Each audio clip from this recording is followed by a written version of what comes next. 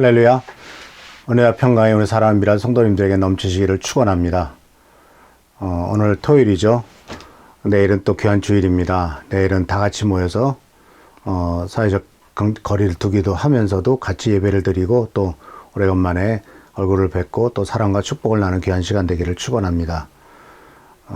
하나님께서는 어려운 가운데서도 항상 우리를 지켜주시고 보호하시는 분이시기 때문에 어렵다 할지라도 믿음 안에서 살아가는 것, 또 주님께서는 그와 같은 삶을 승리하는 삶으로 인도하실 줄을 믿습니다. 오늘은 믿음의 기대치를 높이는 두 번째 시간으로서 크게는 두 가지 정도를 같이 한번 생각해 보려고 합니다. 우리가 어떻게 하면 더욱더 믿음으로 사는 삶, 그리고 믿음과 기대치를 높여서 정말 주님의 축복 가운데 살아가고 이 세상에서도 그리스도인으로서 빛과 소금의 역할을 감당해 나가며 또한 평신도 선교사로서 선교의 역할을 감당할 수 있을 것인가 하는 것을 같이 생각해 보려고 합니다.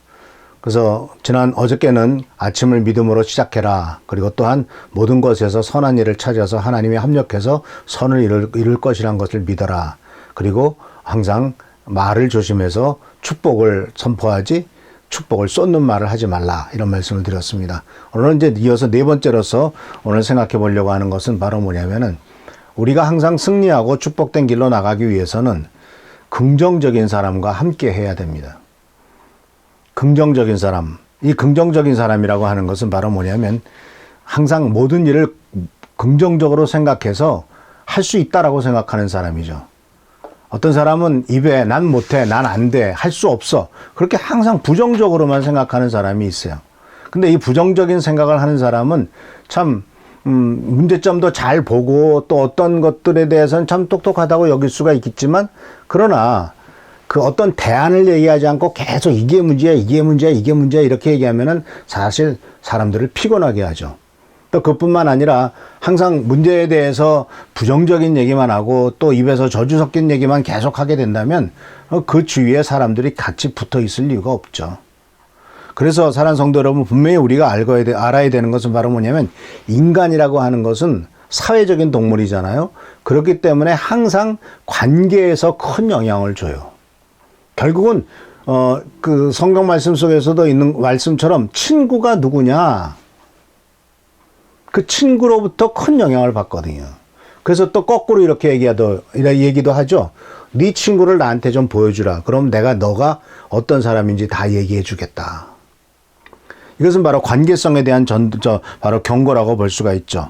그래서 긍정적인 사람이 있으면 긍정적인 영향을 받게 됩니다. 또한 부정적인 사람이 있으면 부정적인 영향을 받게 되죠. 그래서 계속해서 부정적인 사람은 주위에 부정적인 사람이 많으면요 계속 부정적인 영향만 받게 돼요. 그래서 비판과 조롱과 불평 불만과 잘못된 것에만 보고 잘못된 것만 얘기하죠. 그러니까 동일한 사건을 보고 동일한 일을 보더라도 긍정적인 사람이 보는 것과 부정적인 보는 사람, 부정적으로 보는 사람이 보는 것은 다르지 않습니까? 여러분 기억하시죠? 이스라엘 민족이 출애굽을 하고 이제 1년 거의 2년 가까이 광야에서 있다가 시내산에서 율법을 받고 이제 내려가서 가데스 바네아에서 가나안 땅에 들어가게 됩니다. 들어가려고 하는데 정탐꾼을 보내자. 그래서 12명을 보냈죠. 그들이 가서 본 것은 참 멋진 정말 포도송이를 두 사람이 어깨에 메고 올 만큼 아주 풍요로운 곳이었고 정말 젖가꼬리 흐르는 곳이었고 저는 산에서는 철이 나고 동이 나고 많은 지하자원이 있었고 이런 좋은 것들을 다 봤습니다. 그런데 보고가 어떻습니까?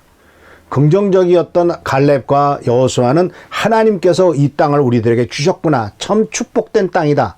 그러면서 그것을 주님의 도우심이 있다면 그 가운데 어떤 어려움이 있어도 그 모든 것을 내가 가져갈 수 있다. 우리가 하나님이 허락하셨으니까 주님의 도우심으로 승리할 수 있다라고 선언하고 믿음으로 나아간 반면 나머지 10명은 좋은 것들은 다 있는데 그 안에 살고 있는 사람들이 안악자손인데 우리보다 덩치가 훨씬 크고 힘도 세고 전쟁도 잘하는 것 같이 보인다. 그래서 그들이 보기에는 우리가 아마 메뚜기 같이 보였을 것이다 라고 아주 부정적인 얘기를 합니다. 이 10명의 정탐꾼의 부정적인 이야기는 이스라엘 민족에게 전염병처럼 확 퍼져나갑니다. 사람들은요, 긍정적인 얘기보다도 부정적인 얘기를 더 좋아하고 그걸 더 선호해요. 참 이상하죠? 그렇게 부정적인 얘기를 들으면 거기에 또 쏠려요. 그래, 맞아. 가더라도 소용없어. 이렇게. 결과는 여러분들이 다 아시는 대로 그렇습니다. 그래서 사랑하는 성도 여러분, 왜 부정적인 생각을 하지 말아야 되냐면 비판하는 태도와 창의력을 가진 것은 같이 가지 않는답니다. 해보자 하면 아이디어가 생기는데 안 돼! 그러면 그냥 포기하고 눈물만 흘리게 된다는 거죠.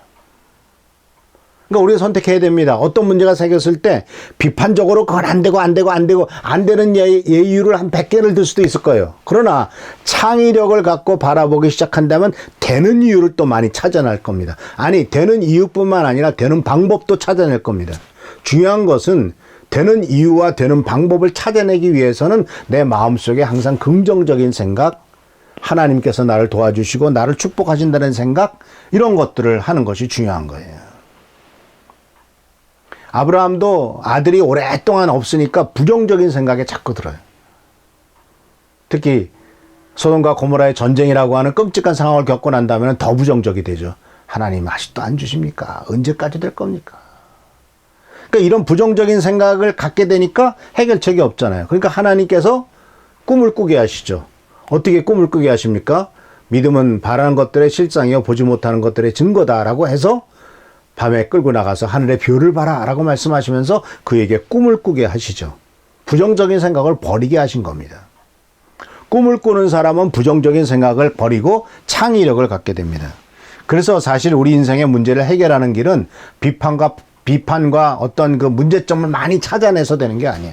세상에서요, 문제점을 해결해서 성공하는 방법은 별로 없더라고요.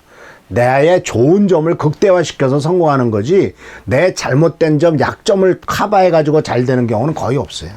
약점은 약점대로 내버려 두고 나에게 장점이 뭐냐, 내가 좋은 점이 뭐냐, 그거를 극대화시켜서 최고로 만들어가면 언젠가 언젠지도 모르게 그 약점은 보이지도 않아요. 근데 항상 약점에만 매달리고 있고 이것 때문에 안 되고 이것 때문에 안 되고 이것 때문에 안 되고 그 약점만 계속 집중하게 된다면 결국 창의력도 없어지고요. 꿈도 없어지고 아무것도 없어져요. 그래서 사랑하는 성도 여러분, 긍정적인 사람과 어울리고 부정적인 사람을 멀리하라고 하는 것은 우리들에게 있어서 창의력을 끊임없이 확대시켜 나가기 위한 좋은 방법은 계속해서 바로 긍정적인 사람들과 함께하는 것이다 라는 것입니다. 근데 문제는 뭔지 아시죠? 천성이 부정적인 사람이 있어요. 어렸을 때부터 잘 되는 걸 잘 보지 못할 수도 있어. 어렸을 때부터 부모님으로부터 네가 뭘 할 줄 안다고 하면서 계속 구박이나 받고 쥐어받기 이름을 받아가지고 성장해서도 난 못해, 난 안 돼. 이러한 부정적인 인식에 꽉 사로잡혀 있는 사람도 있을 수 있어요. 자, 이런 상황이 어떻게 될까요? 천성이 부정적이라면 어떻게 할까요? 근데 부정적이건 긍정적이건, 아니 오히려 부정적인 경우가 전염성이 더 강해요. 그래서 부정적인 사람 주위에는 부정적인 사람들이 자꾸 모여들어요. 그렇기 때문에 내가 생각이 천성으로 좀 부정적이고 천성으로 안 된다라고, 천성적으로 잘 안 돼 이런 생각만 나에게 가득 차다면은 우리는 의도적으로 내 주위에 긍정적인 사람들을 만들어야 돼요. 내 주위에 긍정적인 사람들과 어울리려고 노력을 해야 돼요. 일부러 그런 데를 찾아가야 돼요. 밝은 데를 찾아가야 돼요. 그래서 사랑하는 성도 여러분, 우리들에게 주님께서는 이렇게 말을 합니다. 고린도전서 15장 33절에 이런 말을 하는 사람들에게 속아 넘어가지 마십시오. 즉 부정적인 말, 안 돼, 뭐 이건 실패할 거야, 이런 식으로 말하는 사람들을 이게 속아서 넘어가지 말라. 만일 그들의 말에 귀를 기울인다면 여러분도 똑같은 짓을 저지르게 될 것입니다.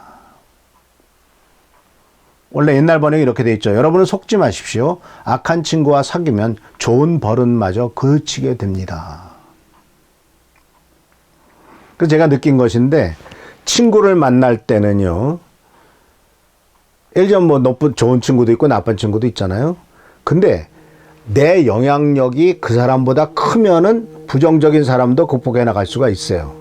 그러나 내 영향력이 작으면 부정적인 사람을 이길 수가 없고 그 부정적인 사람 밑에 내가 들어가게 돼요. 그러니까 내 영향력과 내 어떤 그 리더십과 이런 것들이 더 커서 그 부정적인 사람도 이길 수 있다고 생각하면은 그 사람을 만날 수도 있겠지만, 그러나 그렇지 않다면은 만나시면 안 됩니다. 왜냐하면은 그 부정적인 영향 속에 내가 몰입되기 때문에 그렇죠. 그래서 긍정적인 사람과 어울리고 악한 친구와 사귀지 말고, 그리고 또한 디모데전서 6장 5절에서도 이렇게 말하고 있죠. 악한 마음을 품고 다투는 사람들은 이미 진리를 잃어버렸으며 하나님을 섬기는 일을 돈 버는 수단으로 생각하고 있습니다. 악한 마음을 품고 다투는 사람은 진리를 잃어버렸고, 그 악한 마음이 뭐냐? 하나님을 섬기는 일조차 돈 버는 수단으로 생각하는 것, 이런 것이 바로 악한 마음이다라고 말하고 있어요. 그러니까 좋은 선한 일도 그냥 돈 버는 일, 또는 어떤 나에게 이익이 될까, 어떤 유익이 될까, 그런 생각들만 하게 된다면 이건 참 문제가 많은 거죠. 그래서 이제 네 번째로서, 어제 이어서 네 번째로 중요한 것은 바로 뭐냐면은 긍정적인 사람과 함께 어울리고 가급적 부정적인 사람과 어울리지 말라라는 것입니다. 그리고 내가 부정적인 사람도 극복해 나갈 수 있을 정도의 능력이 될 때까지는 내 영성과 내 영향력과 내 지도력과 내 말씀 속에서의 든든하게 서 있는 어떤 믿음, 이런 것들을 계속 키워나가야 될 것일 겁니다. 마지막으로 하나님께서 우리들에게 주시는 이 믿음과 기대치를 높이는 길은 앞날을 위해서 하는 감사 기도입니다. 자, 감사 기도는 언제 할까요? 나에게 축복된 일이 생겼을 때 감사합니다라고 하겠죠. 그러나 물론 디모데전서에 보면은 말세에 이러한 고통당한 때가 이르니 사람이 감사할 줄도 모르며 라는 말을 썼습니다. 감사할 줄도 모르는데 무슨 감사 기도를 하겠어요.